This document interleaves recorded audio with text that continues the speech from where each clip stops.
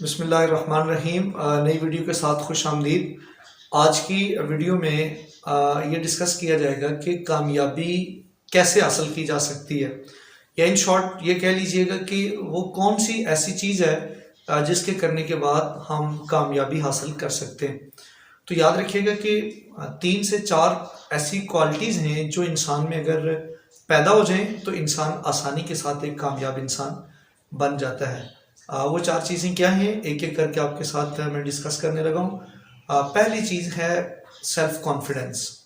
اگر انسان میں خود اعتمادی آ جائے اور وہ فیصلے کرنے میں اور دوسرے کام کاج کرنے میں اپنے اوپر بھروسہ کرنا شروع کر دے تو انسان کی کامیابی یقینی ہو جاتی ہے۔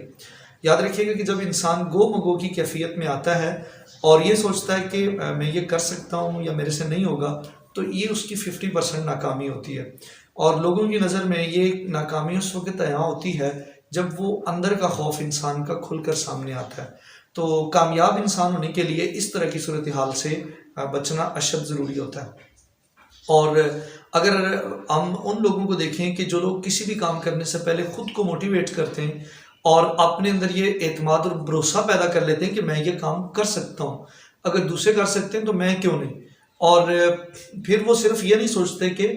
جیسے دوسروں نے کیا میں ویسا کر سکتا ہوں، بلکہ وہ یہ سوچتے ہیں کہ جیسا دوسروں نے کیا میں اس سے زیادہ بہتر کر سکتا ہوں۔ تو ایسے لوگ ہمیشہ سکسیسفل ہوتے ہیں، اور 50% جو ان کی سکسیس ہوتی ہے وہ ان کی اس اچھی سوچ کے ساتھ مل جاتی ہے، اور ان کی جو باقی کامیابی ہے وہ وقت گزرنے کے ساتھ جیسے ہی وہ اپنے سیلف بلیف کو لوگوں کے سامنے لے کر آتے ہیں تو وہ سکسیس ان کو مل جاتی ہے۔ تو پہلی چیز آپ نے جو نوٹ کی آج وہ سیلف کانفیڈنس ہے، اور ہر کام کو اعتماد اور یقین کے ساتھ شروع کیا جائے۔ اور اگر ہم علامہ اقبال محمد رحمۃ اللہ علیہ کی وہ جو خودی کا فلسفہ ہے اس کا بھی تجزیہ کر کے 2 لفظوں میں اس کو لے آئیں، تو اقبال یہی سمجھانا چاہ رہے تھے کہ احساس کمتری سے نکل کر دوسروں کے سامنے جو کاسا لے کر گھومنا ہے اور ان سے مانگنا ہے، ان چیزوں کو چھوڑ کر اپنے اندر بھروسہ پیدا کریں، اور جن سے آپ کچھ لینے کی توقع کر رہے ہیں ان سے بہتر اپنے آپ کو بنائیں۔ اور سیکنڈ پوائنٹ جو آپ کے ساتھ میں نے شیئر کرنا ہے وہ یہ ہے کہ آپ نے اپنی زندگی کو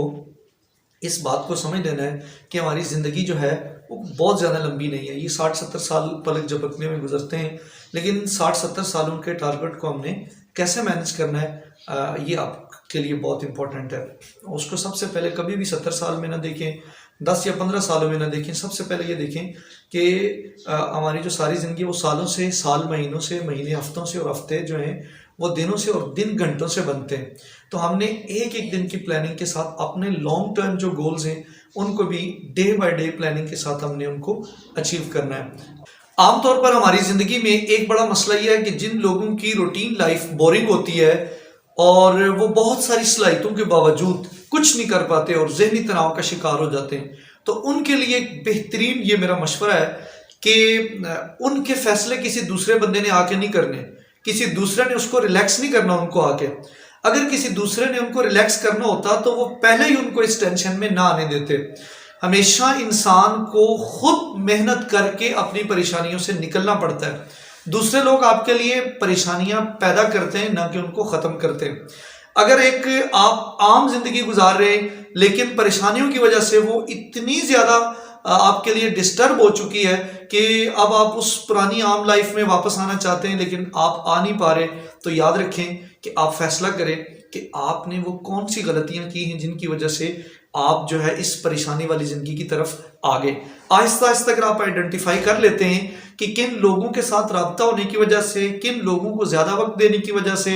یا کن مصروفیات اور مشاغل میں انوالو ہونے کی وجہ سے یہ میری پریشانیاں جو ہیں وہ بڑی ہیں، تو آپ ان کو سکپ کر دیں۔ چاہے وہ آپ کے قریبی رشتہ دار ہوں، آپ کے بہت قریبی دوست ہوں، یا کوئی بھی ایسا پرسن جو آپ کے لیے پریشانی کا سبب بنتا ہے، تو آپ اس کو سکپ کریں۔ ایک اسٹوڈنٹ اگر اسٹڈی میں اپنے فیلوز سے پریشان ہے یا اس کا برڈن زیادہ ہے، مین کہ وہ کچھ اور پڑھنا چاہ رہا ہے لیکن گھر والے اس کو بہت زیادہ دوسری چیزوں میں انوالو کر رہے ہیں، تو میں اسٹوڈنٹ سے یہ ریکویسٹ کروں گا کہ وہ سب سے پہلے اپنے لیے خود سوچے کہ وہ اپنی لائف میں کس سبجیکٹ میں آگے جانا چاہتا ہے، اور وہ اپنے پڑھنے لکھنے کے بعد کیا بننا چاہتا ہے تو وہ سبجیکٹ ڈیسائیڈ کر لے اور اسی پر فوکس کرے، اور ادھر ادھر کی باتوں میں اور لوگوں کی بہت ساری جو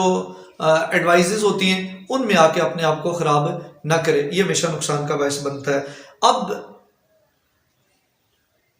یہ بھی آپ یاد رکھیں کہ ایک بہت بڑا مسئلہ یہ ہے کہ ہم لوگ اپنی قسمت کا شکوہ کرتے رہتے ہیں، قدرت کو کوستے رہتے ہیں، جی اس کو تو اللہ تعالیٰ نے اتنا دیا ہے مجھے تو دیا نہیں ہے۔ ایسے لوگ سن لے، کیا یہ جو سورج کی چمک ہے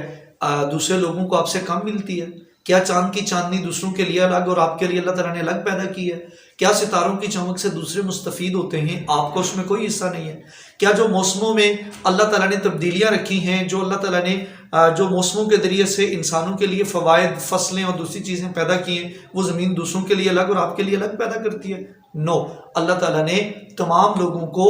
یکساں قسم کے مواقع دیے ہیں۔ ہاں میں مانتا ہوں صلاحیتیں ڈیفرنٹ ہیں، میدان لوگوں کے الگ ہیں، لیکن اللہ تعالیٰ نے کسی کو بھی جو ہے وہ خاص کر کے الگ کر کے نہیں بتایا کہ میں آپ کو تو کامیاب کروں گا آپ کو ناکام کروں گا، بلکہ اللہ نے ایک جنرل سا اصول بتا دیا ہے کہ میں مواقع اور صلاحیتیں سب کو دوں گا، جو صحیح استعمال کر لے گا وہ کامیاب ہو جائے گا، اور جو ان صلاحیتوں کو صحیح استعمال نہیں کرے گا ناکامی اس کا مقدر بنے گی۔ تو آپ قسمت کا شکوہ کرنے کے بجائے اللہ تعالیٰ نے جو آپ کو صلاحیتیں دی ہیں ان کو پازیٹیو استعمال کریں، اپنے ذہن کو اور اپنی باقی جو صلاحیتیں ان کو عمل میں لائیں، اور یہ جو قسمت کے اور قدرت کے شکوے ان کو زندگی سے نکال دیں۔ امید کرتا ہوں کہ ان تجاویز پر آپ عمل کریں گے اور انشاءاللہ ایک زبردست لائف گزارنے کے قابل ہو جائیں گے۔ اللہ ہم سب کا حامی و ناصر۔